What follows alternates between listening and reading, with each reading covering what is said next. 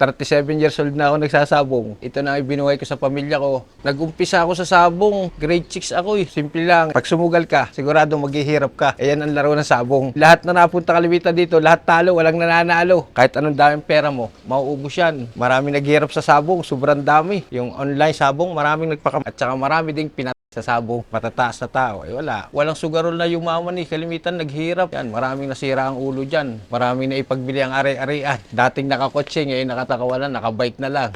Ngayon, kahit nasa jeep ka, sasakyan, pwede ka na sumugal eh. Hindi kagaya noon. Nalibot mo Pilipinas sa laro ng sabong. Pag natalo ka na, uuwi ka pa, hahakot ka pa para makapagsugal. Siya pa, uutakin mo pa asawa mo. Asawa naman ng Diyos, pundar. Hindi kagaya ng iba. Yung mga kinikita ko naman, puro lang sa mga anak ko. Kahit anong laki ng kinita ko, para lang makapagpatapos ng pag-aaral ng mga bata. Hindi ako titigil sa sabong. Ito na ang buhay ko. Ang paghahanap ng aming mga guest at pagbabahagi ng kanilang kwento ay nangangailangan ng maraming oras. Pero sa tulong nyo, makakadiscover kami ng mga iba't iba pang mga istorya ng ordinaryong Pilipino. Para sa mas magandang community experience, pwede kayo makipag-usap at magtanong ng kahit ano sa aming mga naging guests at manatiling anonymous sa Discord. I-click nyo lamang ang join button para maging isang exclusive member. Maraming salamat!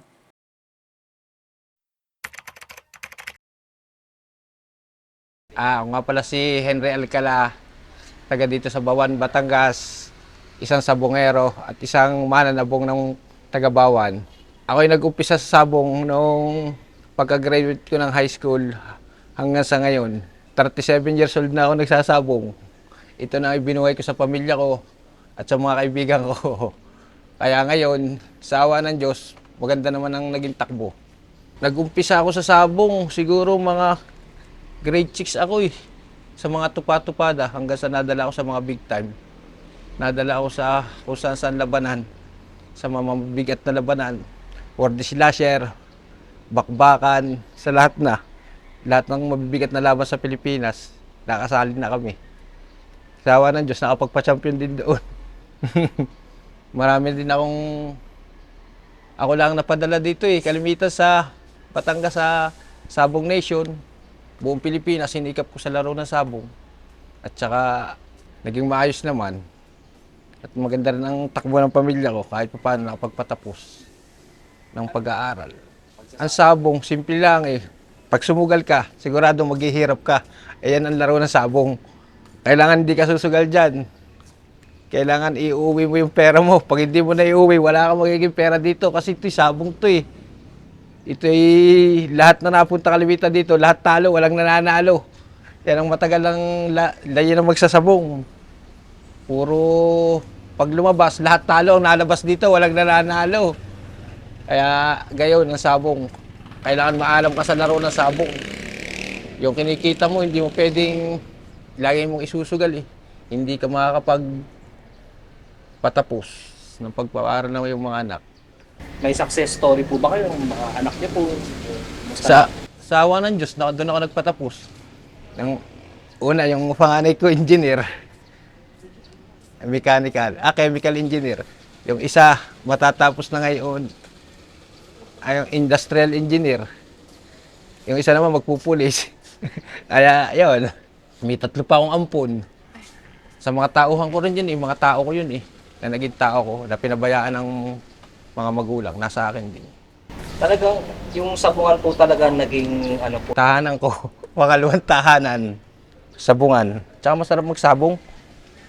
Masaya ang sabong, di ka tatanda. Sa sabong hindi ka tatanda. Kaya lang, ang magiging problema mo, pag magsusugal ka, wala ka. Hindi ka makakaipon. Kailangan madiskarte ka dito sa sabong. Kasi sa sabong, kahit anong daming pera mo, mauubos yan. Marami naghihirap sa sabong, sobrang dami. Marami nagpakamay sa sabong, lalo ngayong lockdown. Yung online sabong, maraming nagpakamay. Kaya ngayon, ang nangyari, pagkagayon, huwag ka na sumugal.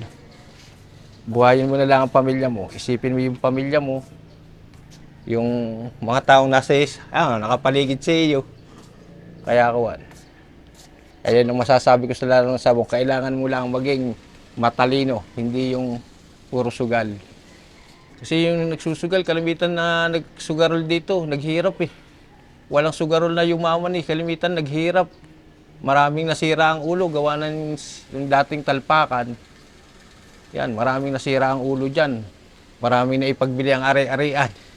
Dating nakakotse, ngayon nakawala, nakabike na lang.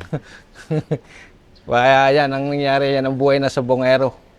Na-addict sila. Kasi nakaka-addict talaga yan eh. Pagka sobra kang sumugal, wala kang bapatakan dyan. Puro sabit, utang, ang kalalabasan, kakawa ang pamilya mo. Maraming nangyaring gayon. Hindi lang marami, sobrang dami pa. At saka marami ding pinatay sa sabong. Ayan ang laro ng sabong. Pag hindi nakakabayad. Sabitan ba, yung kumusta ka na walang pera, yan. Kakaroon ng hindi magandang unawaan. Lalo't wala kang maiprenda. At ang nakabangga mo lalo'y matataas na tao. Wala. Kasi nabalita dati. Yung pang naman na iba, kasamahan ko pa rin yun. Nakakasama ko pa yun.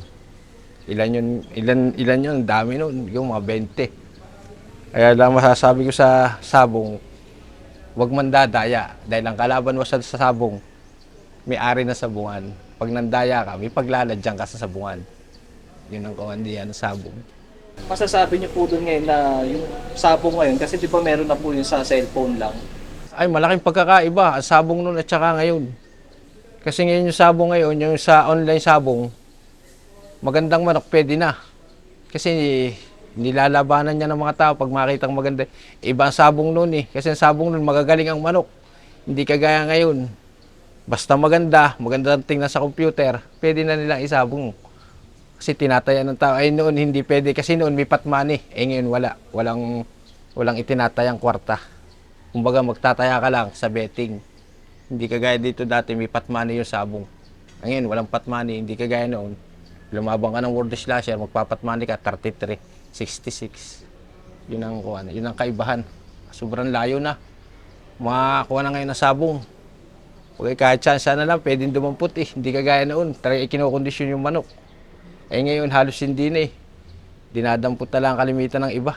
Si hanap buhay lang ngayon ng sabong nila eh. Maraming nagsasabong ngayon ng online. Yung negosyo na lang, hindi kagaya noon.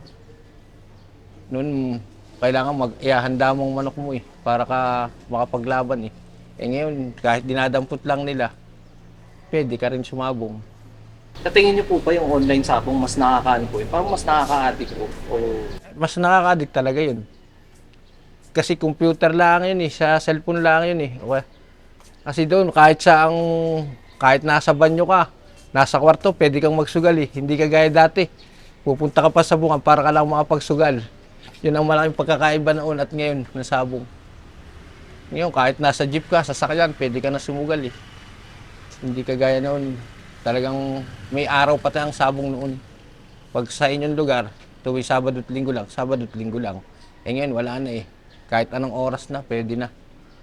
ano po ba, may moment po ba kayo na parang kayo po na ganun din po kayo nalulungkot? Ay, hindi kasi ako sa pool. Hindi ako namusta eh. Hindi ako nasugal. Hindi ako namumusta. Kahit sabihin mong kumita sila ng mas marami, kumita sila ng 100,000, kumita ko ng 1,000, hindi ako mahihili doon. Kasi yung aking 1,000, may uwi ko yun. Yung 100,000 mo, hindi mo may uwi yun eh. Pag ikisugarol eh. Kaya dahil ko pa rin sila. Kumbaga eh, talo ko pa rin pagkagayon. Kasi maraming magsasabong, kahit yung pera mo sa bahay, kukunin mo pa eh. Pag natalo ka na, uuwi ka pa, hahakot ka pa para makapagsugal. Isa pa, uutakin mo pa ang asawa mo. Kaya mahirap ang sabong pagka na-addict at nalulung. Kayo po ba, sa tingin niyo po, nakikita niyo po ba sarili niyo na parang malang araw titigil ako sa sabong? Ay, hindi. Hindi ako titigil sa sabong. Agad nakikita niyo po na dito na po talaga kaya ito po yun. Ito na ang buhay ko. 37 years na ako nagsasabong. Dahil 50 na ako ngayon, sa gayong katagal. Pero sa ayos na masawa naman ng Diyos, nakapagpundar. Marami na ipundar. Hindi kagaya ng iba. Nag-abroad, marami na ipundar, naubos din. Sa lora ng sabong. Ako, marami. Kaya gayon na lang. Pag hindi ka talaga maalam sa sabong na sa larong ito, maghihirap ka. Marami man naghihirap. Hindi kagaya ng ibang maghihirap ka sa sabong. Kaya pagkahabang kaya pang iwasan mo na ang larong ito. Yun na lang masasabi ko. Yung kultura po ng sabong dito sa Pilipinas, sa tingin niyo po ba in the future, mawawala po kaya to? Ay, hindi na to. Hindi na tumawawala kasi nag-umpisa ito pa sa mga ninuno natin sa mga Kastila Kaya imposible nang mawala to Siguro yung mawala man, hindi yung gayong katagal. At babalik din. Kasi maraming ultimo mayayaman nga naging libangan ng sabong. Pampalis nila ng stress. Pero hindi rin Kwarta rin pinupusta ng mga yan Malaki din pera yan milyonan. Kaya wala, mag-ipon ka na lang sa sabong para kumita at yumaman. Kung hindi, maghihirap ka dyan. May mga ano po ba dito? May mga nakupunan dito, may milyonaryo, ganun po. Ganun po ba sa sa Sasabukan yung mayayaman kung nasaan yung nasa VIP. Yung kasi VIP yung tinatawag, halos mga nagsasabong doon, yun ang mapupusta. Yun ang mga napago, yun ang mga tumataya ng malaki, yun ang mga pinanser. Kaya gayon. Hindi kagaya ng ibang kagaya natin na yung mga nandito halos hindi.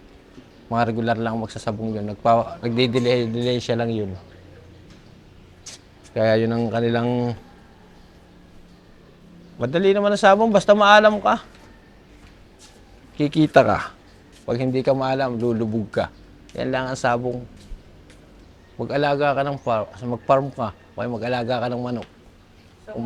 Magkuwang ka na lang ba, magpaupa ka ng manok. Kumbaga, magbili ka ng manok. Mas mahal ngayon ng manok pagka binili. Hindi kagaya noon. Kasi ngayon, pag nag-aalaga, negosyo na. Gawa ng online ang laban na ngayon. Pero hindi pa rin tatagal itong online. Siguro, mga ilang buwan, babalik na ulit ito sa dati, sa tradisyon na sabong, yung sigawan ba, na hindi na yung sa computer.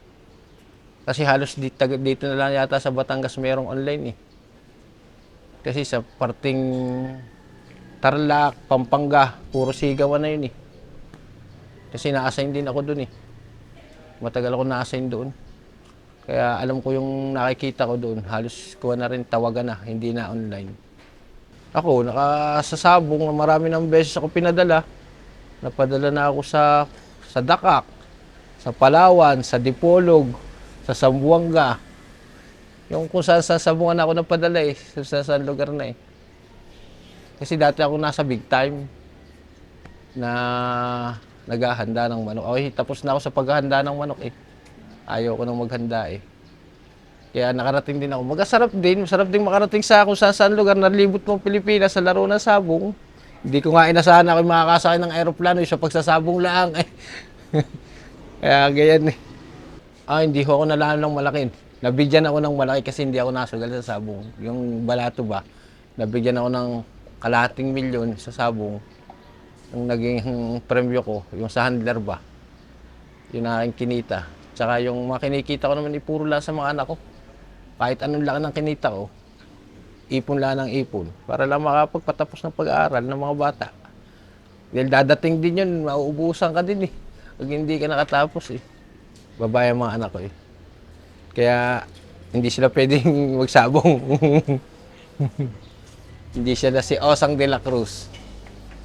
Ano na lang po, ano po yung mensahe niyo po sa mga mananabong tsaka parang gustong sumubok, nagbabalak na sumabong?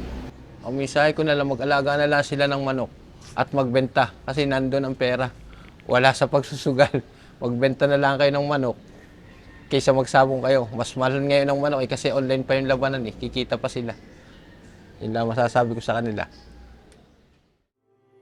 Kung gusto nyo manood ng mga dokumentaryo galing sa mga interviews namin, huwag nyong kakalimutang i-check ang isa pa naming YouTube channel, Off the Record Beyond Borders. I-click nyo lang ang link sa description. Maraming salamat!